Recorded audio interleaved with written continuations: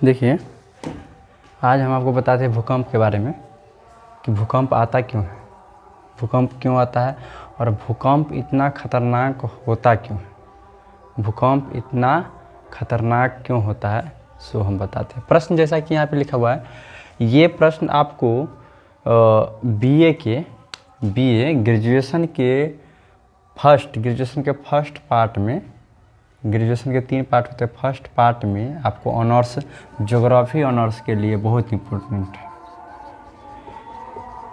Geography honours जिस बच्चे का है उस बच्चा के लिए ये प्रश्न बहुत इम्पोर्टेंट है तथा ये प्रश्न आपको यूपीएससी, पीसीएस इस सब एग्ज़ाम में भी बहुत ज़्यादा इस प्रश्न से पूछा जाता है। प्रश्न क्या है सो देखिए। प्रश्न है, भूकंपीय तरंगों के आधार पर पृथ्वी की आंतरिक संरचना का वर्णन करें। यानी कि अब देखिए, इसमें आपको बहुत सारा चीज़ लिखने का आवश्यकता नहीं, बात समझिए, अपना इच्छा से, अपना मन से बहुत सारा चीज़ इसके बारे में लिख सकते हैं। हम आपको मोटा मोटी बता देते हैं कि आखिर इस प्रश्न का उत्तर क्या है और होता क्या है, भूकंपीय तरंग क्या होता है और पृथ्वी की आंतरिक संरचना कैसी है, पृथ्वी की आंतरिक संरचना किस प्रकार की, ये सारा कुछ हम इस प्रश्न में आपको हम क्लियर करेंगे। तो होती क्या है पहले सो देखिए। भूकंपीय तरंग जो होती है ना, 3 प्रकार की होती है, पी तरंग, एस तरंग और एल तरंग। पी तरंग, एस तरंग और एल तरंग। भूकंप, जैसे भूकंप जो आता है, मान लीजिए, देखिए, मान लीजिए ये धरती है, तो यहाँ धरती है, ये पृथ्वी है, तो पृथ्वी पर भूकंप नहीं आता, पृथ्वी के नीचे भूकंप आता है। मान लीजिए यहाँ पे भूकंप उत्पन्न हुआ, यहाँ पे भूकंप उत्पन्न हुआ, तो ये भूकंप क्या होता है, ऊपर की तरफ ये तरंग, एक प्रकार का ये तरंग होता है, तरंग निकलता है इससे जो तरंग निकलता है।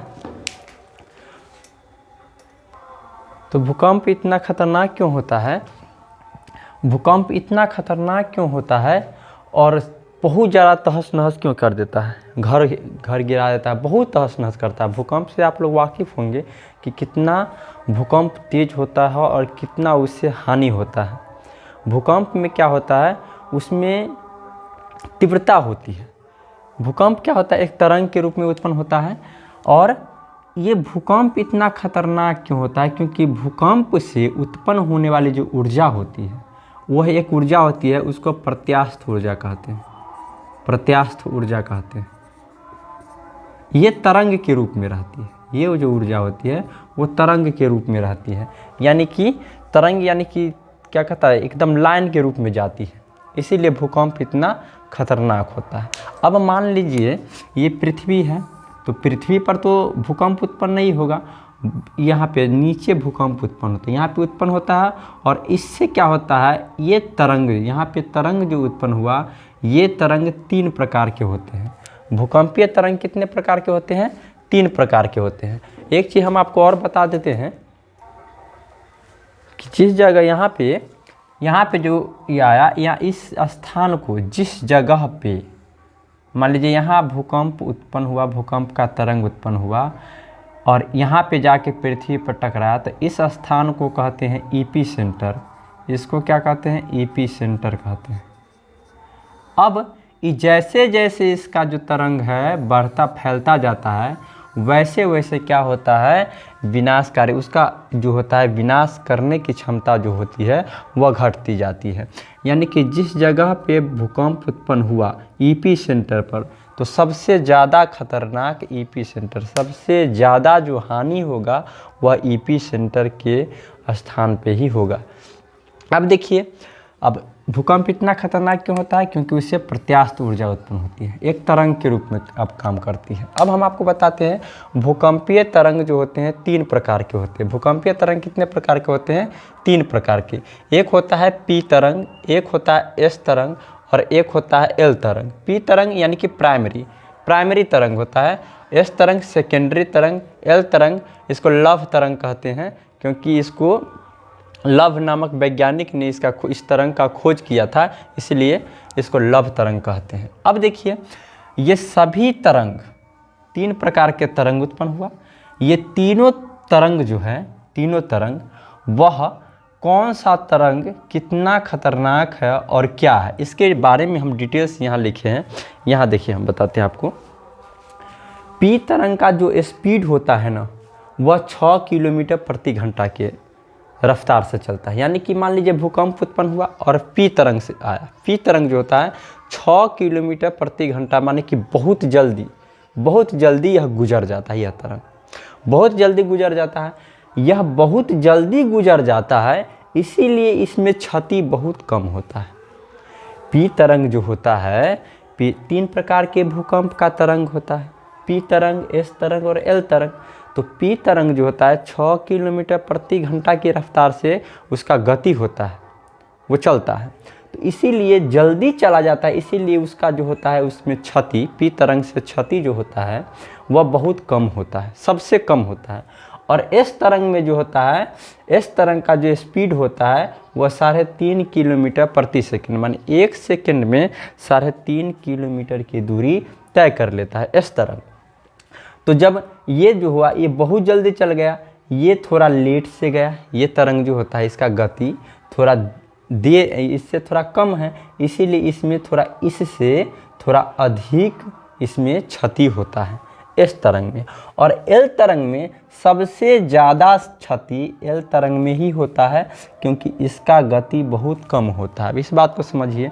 अब कहिए कि ज़्यादा है, ज़्यादा इसका स्पीड है तो ज़्यादा क्षति होना चाहिए, कम स्पीड है तो कम क्षति होना चाहिए, ऐसे समझिए। मान लीजिए कोई भी हानिकारक चीज़, मान लीजिए कोई भी चीज़, मान लीजिए शेर ही आपके पास चला है, तो जल्दी आकर के जल्दी चला गया तो वो ज़्यादा हानि नहीं पहुंचाएगा। लेकिन अगर रहेगा तो घर तोड़ेगा, ये करेगा, वो करेगा, जितना लेट तक रहेगा उतना हानि ज़्यादा करेगा ना।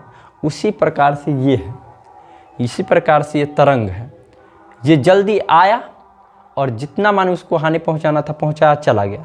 लेकिन जो तरंग आया थोड़ा लेट से जाएगा तो वो तरंग तो ज़्यादा आपको हानि पहुंचाएगा ही। तो इस प्रकार से कहते हैं कि पी तरंग जो होता है वह सबसे कम हानि पहुंचाता है, क्षति पहुंचाता है, और एल तरंग बहुत अधिक क्षति पहुंचाता है, और एस तरंग माने बीच में, इससे अधिक और इससे कम क्षति पहुंचाता है। ये तीनों का स्पीड आप याद कर लीजिएगा। इसका अवस्था, पी तरंग जो होता है ठोस में जा सकता है, द्रव में जा सकता है, गैस में, यानी कि ठोस अवस्था में जा सकता है। मतलब कि पी तरंग जो है यानी कि ठोस अवस्था जितना है, ईंट ऊट जितना है, उस सभी में माने एकदम चीरते हुए चला जा सकता है पी तरंग। लेकिन इस द्रव में भी जा सकता है, जल में भी जा सकता है। ठोस, देखिए बात समझिए, पी तरंग जो है आपको ठोस अवस्था में जा सकता है, माने पृथ्वी जो ठोस है, पृथ्वी का जो है वो ठोस अवस्था है तो उसमें जा सकता है। द्रव पानी में जा सकता है, पानी में जा सकता है तो जलीय जीव को हानि पहुंचाएगा। गैस में यानी हवा में जा सकता है तो हवा में क्या हानि पहुंचाएगा। इस तरंग जो है ठोस में जा सकता है लेकिन द्रव में, पानी में नहीं जा सकता है, समझिए। उसके बाद एल तरंग जो है धरातल पर रहता है। एल तरंग किस पर रहता है? धरातल पर, मतलब कि पृथ्वी के सतह पर वो एल तरंग होता है। उसके बाद ये जान गए, स्पीड जान गए तीनों का, क्षति किसमें अधिक होता है किसमें कम होता है वो जान गए। अवस्था, अवस्था ठोस अवस्था में जा सकता है, द्रव अवस्था में, गैस अवस्था में। और इस तरंग जो है ठोस अवस्था में जा सकता है लेकिन द्रव में नहीं जा सकता है। और एल तरंग जो होता है धरातल पर जा सकता है। अब उसके बाद है गति। गति के बारे में समझेंगे। अब गति क्या है?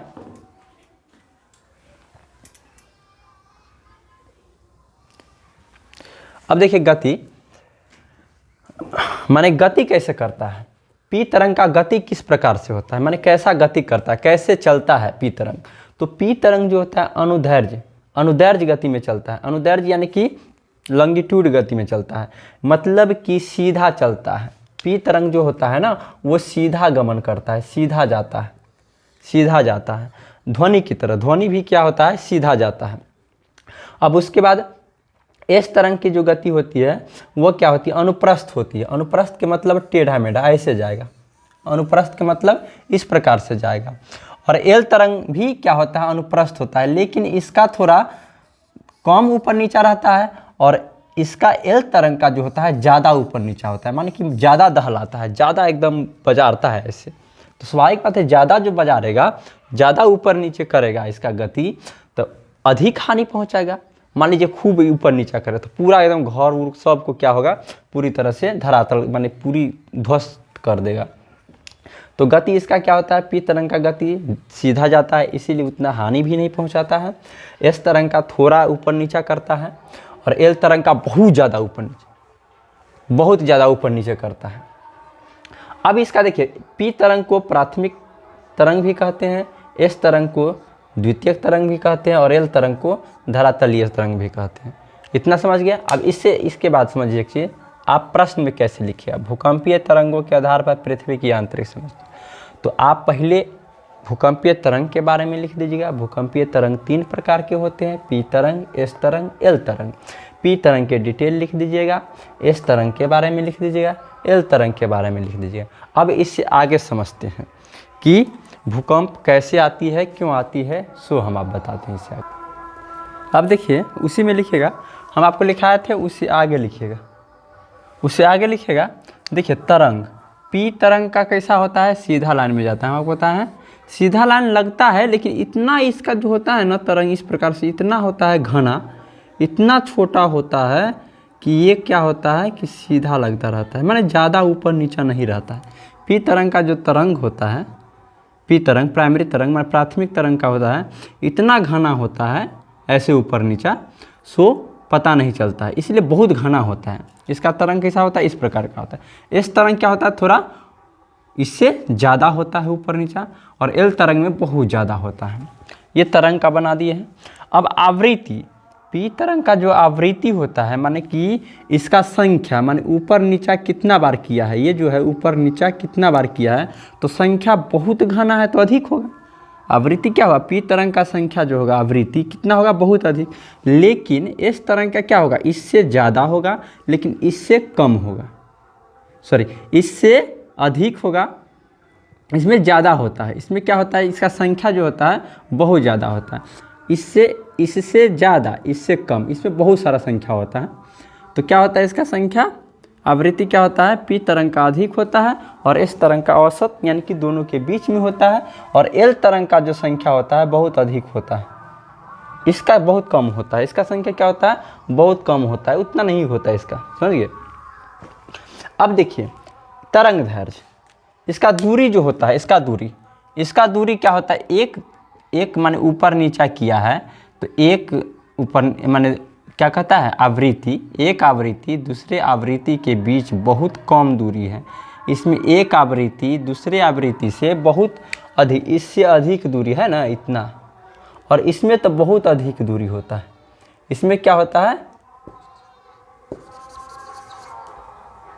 इसमें क्या होता है, बहुत अधिक दूरी होता है, इसमें बहुत अधिक दूरी होता है। तो इसीलिए आवृत्ति क्या हुआ, अधिक हुआ पी तरंग का, एस तरंग का औसत और एल तरंग का कम।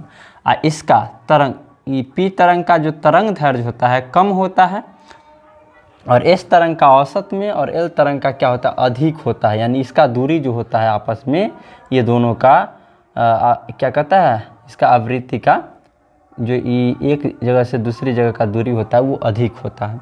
आयाम माने ऊंचाई, ऊंचाई यानी कि जो ऊपर नीचा किया है उसका ऊंचाई, तो इसका कम होता है, इसका औसत में होता है, और इसका क्या होता है, अधिक ऊंचाई होता है। अधिक ऊंचाई होने के कारण ही ना कुछ ज़्यादा, बहुत ज़्यादा क्या कहता है, यह क्षति पहुंचाता है। अब इससे आगे देखते हैं, एक चीज़ और देख लीजिए यहाँ। अब तरंग जो होता है, तरंग मापते कैसे, कहता है ना 6 रिक्टर, 6 पॉइंट आया है, भूकंप का जो होता है रफ्तार 6 पॉइंट 7 पॉइंट। तो मापने वाला जो यंत्र होता है सिस्मोग्राफी होता है।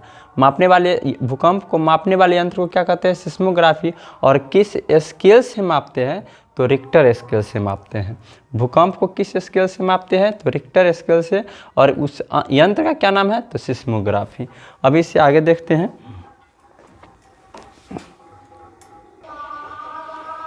देखिए उसके बाद क्या है, ये जो है पृथ्वी की आंतरिक संरचना किस प्रकार से। देखिए पृथ्वी जो है ना, पृथ्वी है तो पृथ्वी हम रहते हैं इस प्रकार से। आप पृथ्वी जानते हैं कि आप गोल है, गोल है पृथ्वी। अगर मान लीजिए ये गोल है पृथ्वी, आप पृथ्वी की आंतरिक संरचना देखते हैं तो ऐसे हम मान लीजिए हम पृथ्वी को निकाल लेते हैं, इसमें से ये वाला भाग निकाल लेते हैं, तो ऐसे निकल गया। इस प्रकार से निकल गया और ये केंद्र हो गया, तो इस प्रकार से इधर इधर भी ऐसे होगा और इस प्रकार से ये जाएगा। तो हम बीच का भाग, ये एक पार्ट हम पृथ्वी का ये वाला हम निकाल लिए हैं और देखते हैं कि पृथ्वी किस प्रकार से है। तो देखिए पृथ्वी का जो होता है, आप जानते हैं कि पृथ्वी के अंदर जो है ना, पृथ्वी के अंदर वो लावा, बहुत सारे धातु इस प्रकार से माने पृथ्वी के अंदर दबा हुआ है। बहुत सारे धातु भी पृथ्वी के अंदर है, लावा है। और ये जो मिट्टी देख रहे हैं ना, तो वो मिट्टी जो है वो स्थल मंडल सिर्फ 100 किलोमीटर तक ही स्थल मंडल है, ऊपर का भाग। उसके बाद क्या है, धातु वगैरह सब जैसे जैसे पृथ्वी के अंदर जाते, धातु, बहुत सारे धातु, लावा, ये सब मिलते हैं पृथ्वी के अंदर। तो पृथ्वी में हम ये देखते हैं, पृथ्वी का एक भाग हम ऐसे निकाल लिए। अब इसमें देखिए सबसे ऊपर वाले भाग को ना, सबसे ऊपर वाले भाग 38 से 100 किलोमीटर तक पृथ्वी की जो मोटाई है, 38 से 100 किलोमीटर तक, 100 किलोमीटर तक क्या है, पृथ्वी सिर्फ वहाँ पे ये ठोस अवस्था में है। और इसी 100 किलोमीटर में हमको क्या, सिलिकॉन और एल्युमिनियम नामक क्या मिलता है, हमको धातु मिलता है। और इस 100 किलोमीटर तक परत को, उस परत को सियाल कहते हैं या क्रस्ट कहते हैं। देखिए इसको बहुत सारा नाम है, क्रस्ट कहिए या सियाल कहिए। सियाल का मतलब देखिए SI सियाल, सियाल माने सिलिकॉन और एल से एल्युमिनियम, सियाल स्थल, इसी को स्थल मंडल भी कहते हैं, लिथोस्फीयर भी कहते हैं इसको। उसके बाद 100 से आगे बढ़ते हैं, तो 100 से लेकर 2800 किलोमीटर तक हमको उसको कहते हैं मेंटल या सीमा के मतलब क्या कि SI सिलिकॉन और मैग्नीशियम, ये दो धातु मिलते हैं, इसीलिए इसका नाम सीमा है। उसके बाद उसके नीचे आते हैं तो कितना किलोमीटर, 6370 किलोमीटर। यहाँ से 6370 किलोमीटर तक हमको क्या मिलता है, बहुत सारे लावा, बहुत सारे माने निकेल और सोना चांदी ये सब मिलते हैं हमको बहुत नीचे जाने के बाद। तो इसको क्या कहते हैं, नीफे कहते हैं। इसको क्या कहते हैं, नीफे कहते हैं। अब देखिए यहाँ पे हम बता दिए परत कितना प्रकार के, 3 प्रकार के। पहला परत सबसे ऊपर से क्या है, क्रस्ट कहते हैं। उसके बाद वाला परत इसको क्रस्ट कहते हैं। उसके बाद इसको क्या कहते हैं, मेंटल कहते हैं। उसके बाद इसको क्या कहते हैं, कोर कहते हैं। क्रस्ट को ही सियाल कहते हैं, स्थलमंडल कहते हैं, लिथोस्फीयर कहते हैं। उसके बाद वाला परत को क्या कहते हैं, मेंटल कहते हैं, सीमा कहते हैं, बेसाल्टिक कहते हैं और पायरोस्फीयर कहते हैं। उसके बाद वाला परत को नीफे कहते हैं। नीफे के मतलब Ni से निकेल और Fe से, Fe माने लोहा, सोना का होता है सूत्र, सोना, उसकी को कोर कहते हैं। और नीफे ये लिख दिए, और वेरियस्फीयर इसको कहते हैं। अब देखिए पहला परत जो होता है 100 किलोमीटर तक, वो उसमें कौन सा धातु पाया जाता है, तो सिलिकॉन और एल्युमिनियम। दूसरा परत में क्या पाया जाता है, सिलिकॉन और मैग्नीशियम। और तीसरा परत में कौन सा धातु पाया जाता है, निकेल और Fe, सोना पाया जाता है। पहला परत का घनत्व क्या होता है, अब घनत्व के बारे में समझिए। पृथ्वी का जैसे जैसे गहराई नीचे की ओर जाते हैं, घनत्व क्या होता है, बढ़ता जाता है। घनत्व क्या होता है, बढ़ता जाता है। क्यों, क्योंकि पृथ्वी मान लीजिए ऊपर से है और जैसे जैसे नीचे जाएगा तो उसका दबाव क्या होता है, बढ़ता जाता है ना, इसीलिए उसका घनत्व भी क्या बढ़ता जाता है। घनत्व के मतलब कि कितना अधिक तेज, कितना अधिक से जताया हुआ है, जताना। जैसे मान लीजिए इसका घनत्व कितना दबा हुआ है, एकदम बहुत ज़्यादा है। लोहा का घनत्व क्या होता है, ज़्यादा है। रुई का घनत्व कम होता है, कितना फुल्का हुआ रहता है। घनत्व कम है तो फुल्का हुआ है। अब देखिए पृथ्वी का ऊपरी सतह जो होता है वह इसके दूसरा सतह से फुल्का हुआ है, उतना है नहीं, उतना दबा हुआ नहीं है। तब ना आप पानी वगैरह रखते हैं तो पृथ्वी सोख लेती है, लेकिन नीचे जो है उसका घनत्व बहुत अधिक है। तो जैसे जैसे नीचे जाते हैं तो पृथ्वी का घनत्व क्या होता है, बढ़ता जाता है। घनत्व पहला परत का घनत्व 3.5 ग्राम प्रति सेंटीमीटर क्यूब, दूसरा का, तीसरा का, सारा घनत्व लिख दिया। अब मोटाई, पृथ्वी का पहला परत का मोटाई कितना है, 38 से 100 किलोमीटर तक मोटाई है। इसी मोटाई पर मान लीजिए ये है पृथ्वी का, मान लीजिए मोटाई है, ये थोड़ा धंस गया, उस पर पानी भर गया तो वो नदी हो गया, सागर हो गया, तो क्या हो गया, वहाँ पे अधिक भूकंप आने की संभावना रहती है।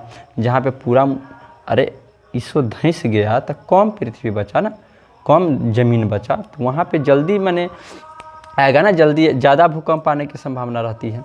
इसका मोटाई इतना है, इसका मोटाई इतना। अब देखिए यहाँ पे, अब ये परत, ये 100 किलोमीटर तक जो परत है 100, ये जो है 2800 किलोमीटर ये परत, इस दोनों के बीच में जो ये बांटता है ना इस परत को, ये सियाल को अमेंटल, इस दोनों परत को बांटने वाले भाग को क्या कहते हैं? मोह डिसकंटिन्यूटी।